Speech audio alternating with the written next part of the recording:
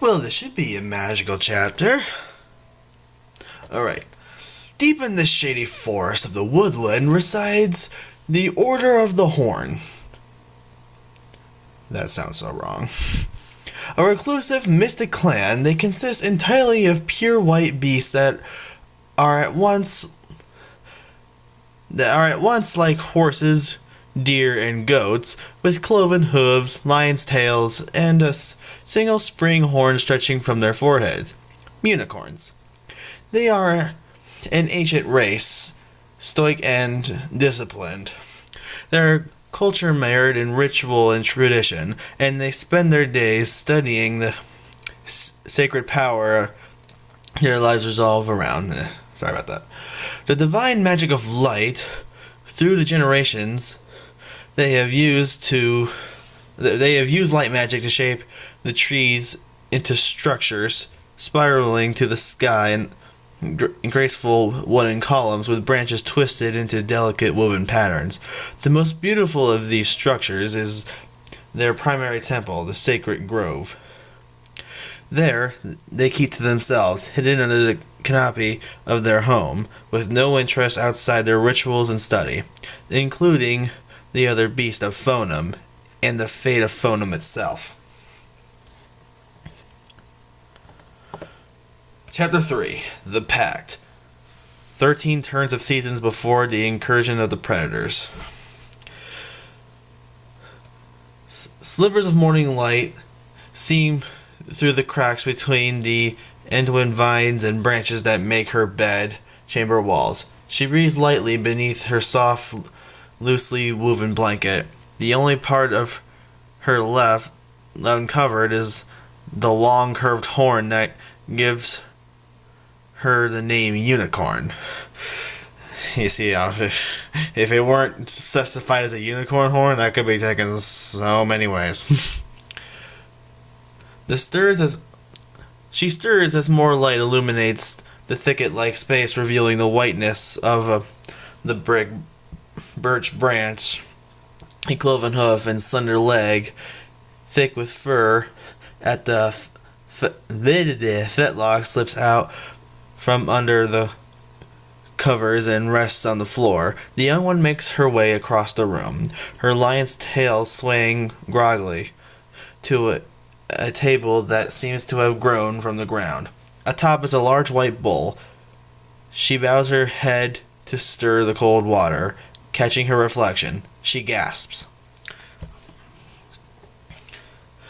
The morning ritual had already begun. Every unicorn in the woodland has made their way to the most hallowed temple, the sacred grove, a great circle of ancient trees, pale and smooth as ivory, reach to the sky, then bend towards each other, twisting and weaving their branches into one another to create the walls and ceiling. They drip with vines, sprouting opalescent flowers, softly showering the congregation with floating petals that glisten as they drift through columns of morning light. Several dozen pure white unicorns stand in rows before the alabaster plinth, where a line of robed elders stands stoically, staring out to the herd. Their long, silky beards almost touching the floor. What is this, Duck Dynasty? At the altar stands the high priestess of the Order of the Horn. Draped in gossamer orchards woven through her mane and tail, her horn spiraling higher than any others. She preaches, her voice solemn and deep. 1,000 years now, the divine magic of light has kept us safe and hidden, leaving us free to study its mysteries, decipher its plans. Our gratitude we must show for what light chooses to protect and preserve, and dutify acceptance we must offer for what light decides to let wither and fade. As she goes on, the young one timidly slips through the back entrance, hoping and praying that the others keep their backs turned away from her. In stark contrast to everyone, her fur, her mane, her tail, her horn are all dark. The priestess continues, "For it is not our place to question. It's too late. The priestess has seen her. The young one witches as every head in the temple turns to her. The unicorn utters in unison. Oleander, the princess calls out.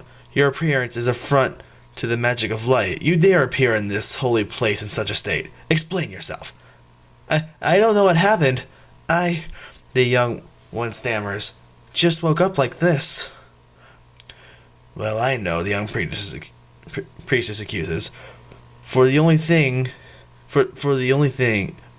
one thing only can mar the purity of light.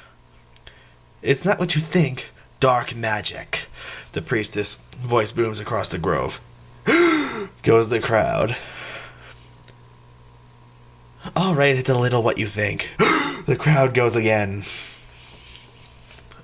Oleander, against the laws of the order, you have spoken out many times. Oleander's courage suddenly appears.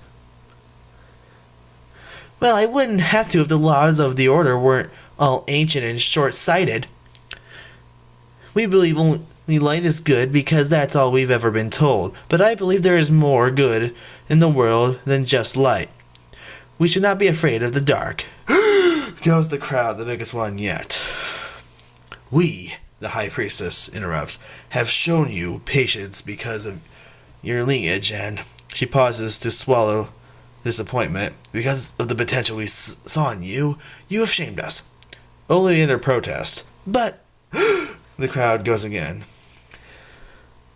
Seriously? Oleander, the priestess bellows. Great-granddaughter of the divine oracle Mirals, you have channeled that of which is forbidden and broken the laws of the Order of the Horn. You stand in judgment. Oleander struggles to keep her legs from going out from under her as she awaits her sentence. Now, the priestess finishes. Her speech grave and low, her eyes piercing with implication. Go to your room and think about what you've done. And with that, she slams her hoof upon the stone plinth, passing her final verdict. The bearded one terminates this Sanchimus stares, and to Oleander's horror, turn their backs on her. The entire herd follows suit, row by row, tail by tail. Shocked, disgraced, Oleander lowers her head and leaves the temple in shame. Horribly. Sad and slow, Oleander returns to her chamber.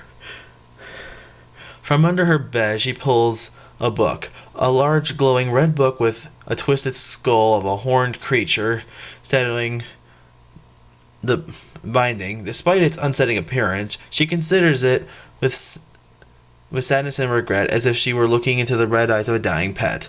Carrying the book in her mouth, she approaches the fireplace, igniting the fire with a glowing pulse of magic from her horn. But before she can toss the book into flames, it burns hottest red. She drops it with a sharp yelp. The book lands with a hollow thud, its pages thrown open. Then a voice from inside the pages booms. Art thou so eager to be rid of me, Oleander of the woodlands? Oleander stumbles back, her lips burning. You turned me dark. You exposed me. Now I shall be shunned.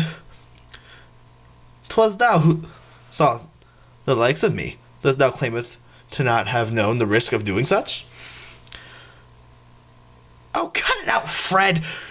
Oleander tosses the book up onto the table, taking care not to shut the pages.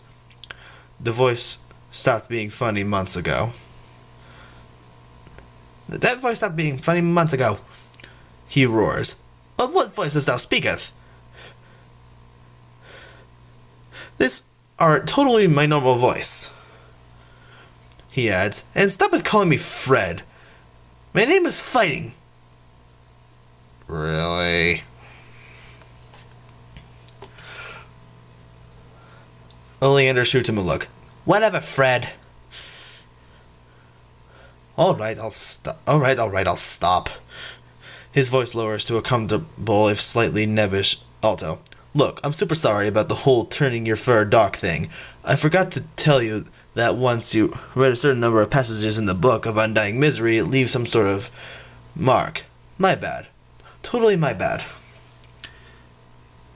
Give me one reason why I should keep you around. Because we're friends? The book squirms, and in its weird way smiles sheepishly. Oleander gives him the side eye, not so forgiving. And because he changes his strategy, you're going to save the world? Oleander's eyes almost pop out of her head. That got her attention. He elaborates. Alright, so you know how the High Priestess told you all those stories when you were a filly. All those stories about the predators. You mean the fairy tales about the beast who, she swallowed hard, ate everyone? Yeah, that's the one. Here's the thing. They're coming back. In 13 turns of the seasons, you'll be all grown up then. Oleander's eyes darted back and forth, her mind reeling. But the Order will never let me. They will say magic of light will decide the fate of Phonum. They won't interfere. They won't. We will, the voice from the book says, suddenly serious. All you gotta do is honor your pact. Stick with me. Study the spells of the Unicornomicon. Are you fucking kidding me? That's what it will take. Unicornomicon. Let's just continue. Oleander takes in what she knows must be the truth. She has been right. The Order has been wrong. And now the fate of everyone in Phonum, not just the unicorns of the woodlands, is in her hooves. She cannot fail.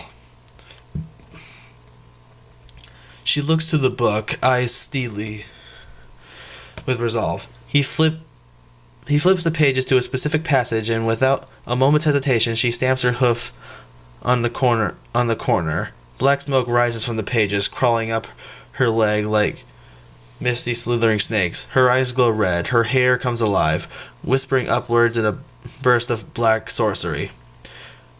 Then all is in calm. The pact is final. Well, alrighty then, the book exclaims jubilantly. Done and done. Oleander stumbles to her bed, exhausted. You rest up now, pal. We got 13 years of work ahead of us. You and me and you. The pages pinch in a strange sort of crinkled smile. This is going to be fun. I feel like Fred's voice is the only one I can do even slightly right. Okay, so this was all backstory for Oleander. So far the chapter is probably the most interesting. I need to stop reading these at 11 at night. But that probably will not happen. So I guess I'll see you with chapter 4.